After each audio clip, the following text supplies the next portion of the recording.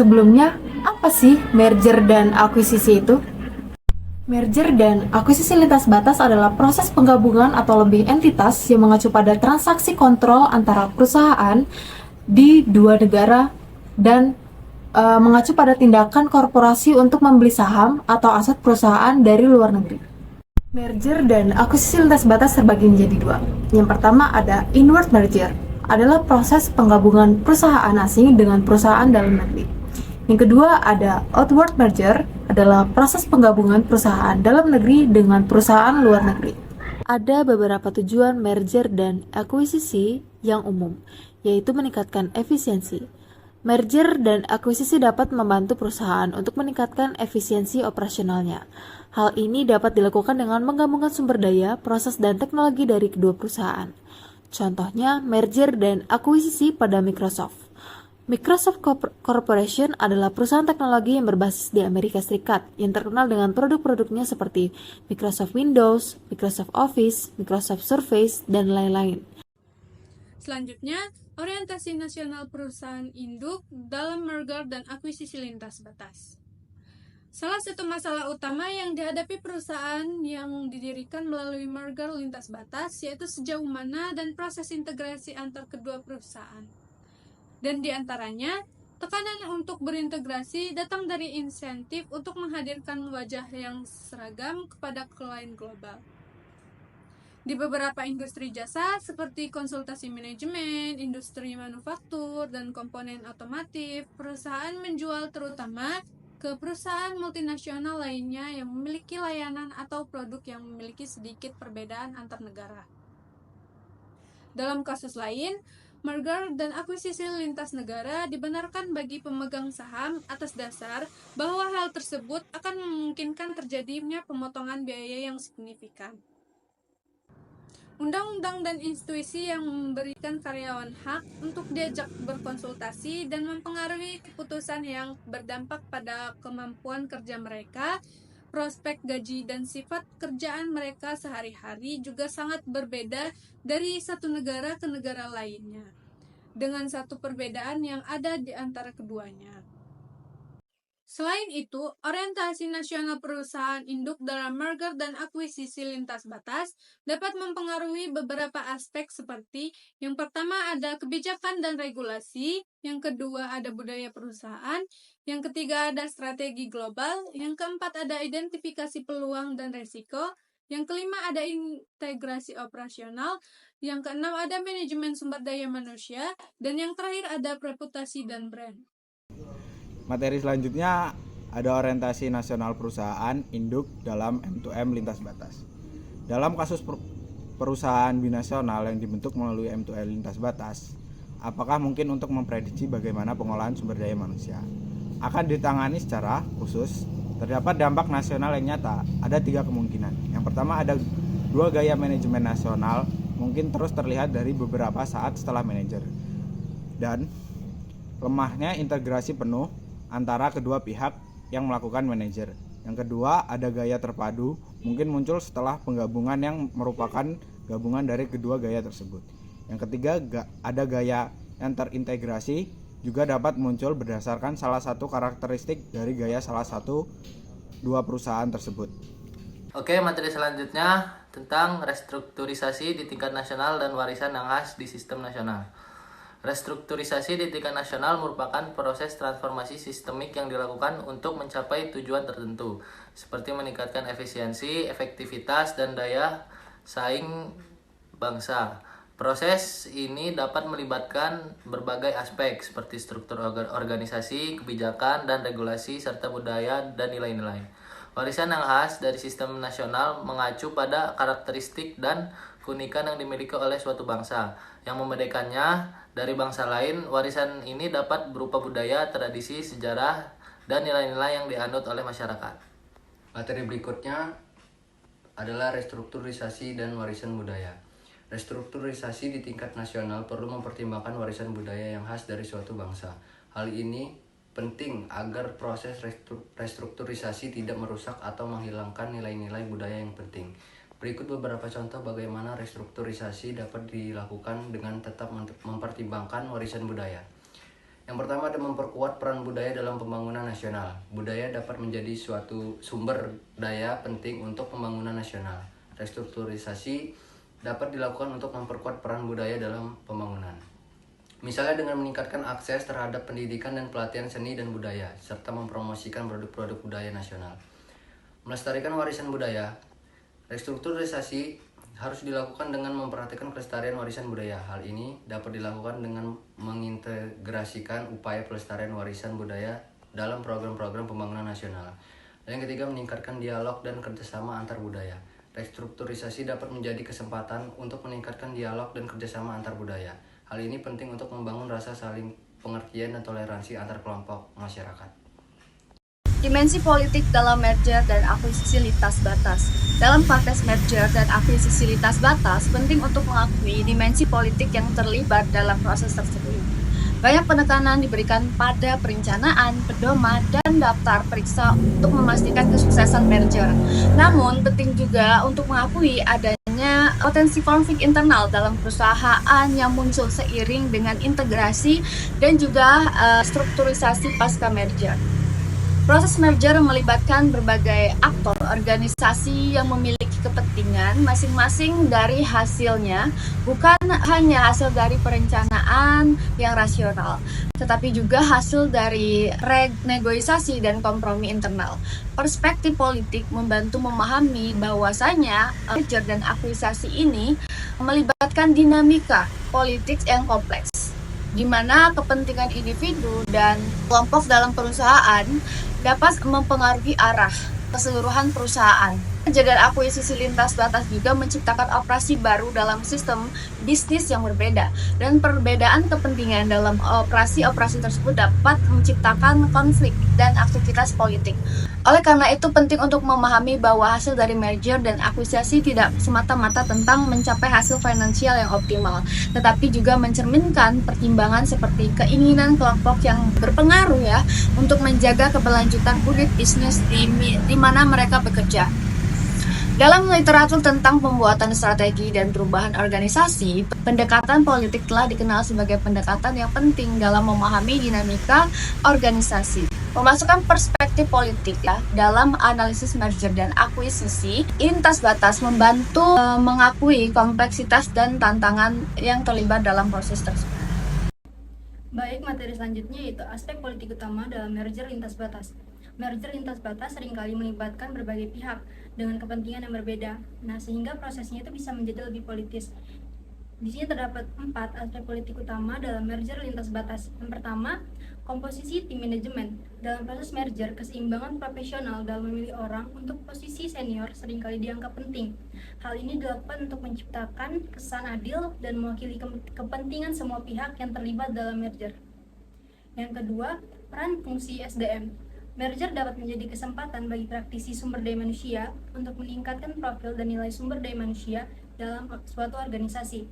Mereka dapat menunjukkan nilai mereka dengan membantu mengintegrasikan budaya dan praktik sumber daya manusia dari kedua perusahaan. Yang ketiga, pembagian beban pemotongan biaya. Keputusan tentang di mana beban utama pemotongan biaya akan dirasakan seringkali dipengaruhi oleh kesepakatan informal yang dicapai selama negosiasi merger. Kesepakatan ini mungkin tidak selalu didasarkan pada rasionalitas ekonomi, tetapi juga pada pertimbangan politik. Dan yang terakhir, difusi kontrol sumber daya. Pengetahuan dan keahlian tentang lembaga dan peraturan setempat dapat digunakan oleh staf di tingkat unit untuk memajukan atau melindungi kepentingan mereka sendiri. Hal ini dapat menciptakan ketegangan antara staf di tingkat unit dan manajemen senior. Baik, materi selanjutnya adalah merger dan akuisisi lintas batas dan pembelajaran organisasi. Bagian ini membahas pembelajaran organisasi dalam merger dan akuisisi lintas batas. Pertumbuhan melalui akuisisi membawa keragaman keahlian dan praktik, memungkinkan perusahaan menerima masukan baru dalam teknologi dan praktik. Transfer pengetahuan dari operasi yang diakuisisi adalah kunci dalam integrasi. Meskipun penting, bukti empiris tentang fenomena ini masih terbatas. Beberapa perusahaan berhasil menyerap praktik baru, sementara yang lain tidak. Faktor seperti perbedaan budaya dan strategi perusahaan dapat mempengaruhi proses pembelajaran. Penting untuk memahami pola dalam data dan faktor-faktor yang mempengaruhi transfer pengetahuan antar perusahaan. Penelitian mengidentifikasi faktor-faktor yang mempengaruhi transfer pengetahuan antar perusahaan dalam merger dan akuisisi lintas batas. 6 faktor yang menyebabkan beberapa perusahaan mengakuisisi terlibat dalam transfer di seluruh perusahaan sementara perusahaan yang lain tidak, oleh Edwards dan kawan-kawan. Yang pertama, motivasi akuisisi dan asumsi yang dipegang tentang sifat unit yang diakuisisi. Faktor yang membentuk sejauh mana perusahaan yang mengakuisisi belajar dari akuisisi adalah asumsi mereka tentang kualitas perusahaan yang dibeli.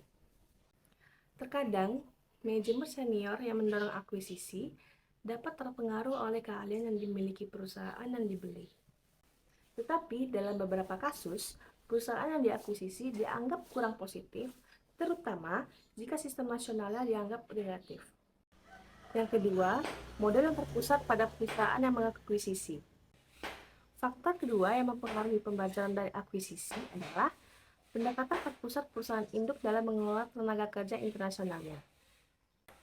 Pendekatan etnosentris ini melibatkan kebijakan dan praktik SDM yang diterapkan secara terpusat dari kantor pusat, termasuk penghematan biaya melalui rasionalisasi unit-unit yang diakuisisi. Namun, pendekatan ini dapat menghambat pembelajaran dari anak perusahaan baru karena kurang menghargai cara-cara lain dalam melakukan sesuatu. Meskipun sentralisasi memiliki manfaat, tetapi kasus ini menunjukkan bahwa pendekatan terpusat semacam itu dapat menghalangi pembelajaran dari organisasi yang baru diakuisisi. Contoh penerapan dari faktor kedua ini adalah US Industrial mengakuisisi perusahaan Inggris dengan motivasi pertumbuhan ke arah bisnis baru. Namun, perusahaan tersebut cenderung menerapkan struktur dan budaya perusahaan induk pada organisasi yang diakuisisi. Selanjutnya yang ketiga, kurangnya pendekatan strategis terhadap akuisisi. Faktor ketiga yang mempengaruhi pembelajaran dari akuisisi yaitu strategi yang disengaja dalam mengintegrasi praktik atau keahlian dari perusahaan yang diakuisisi.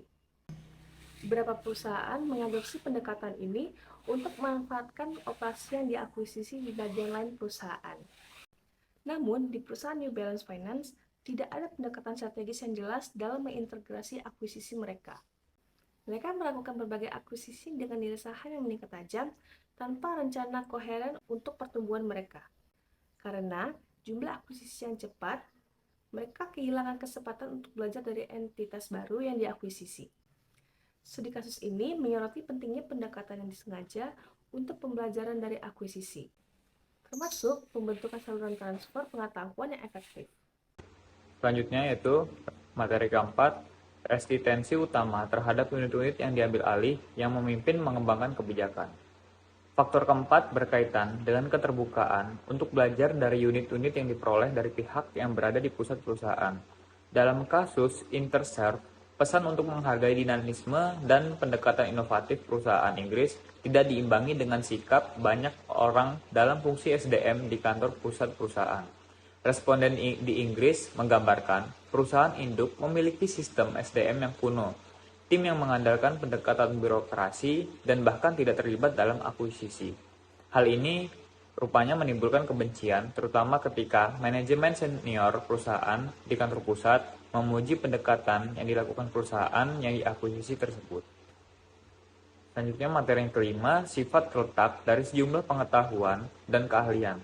Tantangan lebih lanjut yang harus dihadapi dalam menggunakan pengetahuan dan praktik di seluruh unit bisnis di perusahaan yang telah berkembang melalui akuisisi adalah bahwa sebagian dari pengetahuan dan praktik tersebut akan dikembangkan dalam konteks yang berbeda dan mungkin tidak mudah ditransfer ke lingkungan yang berbeda. Hal ini memungkinkan besar terjadi dalam M&A internasional karena faktor budaya dan kelembagaan perbedaan antara negara. Sifat keahlian yang terlihat jelas dalam kasus penyembuhan euro. Kesepakatan yang dimaksud dimotivasi oleh perolehan pengetahuan, sebuah akuisisi dalam potensi dan masa depan mereka. Namun pada tingkat yang tinggi, pengetahuan itu ada terletak di tempat yang tidak mudah dipindahkan ke berbagai lokasi. Selanjutnya, ada mengadopsi pendekatan bertahap untuk mengakses keahlian di unit yang diakuisisi.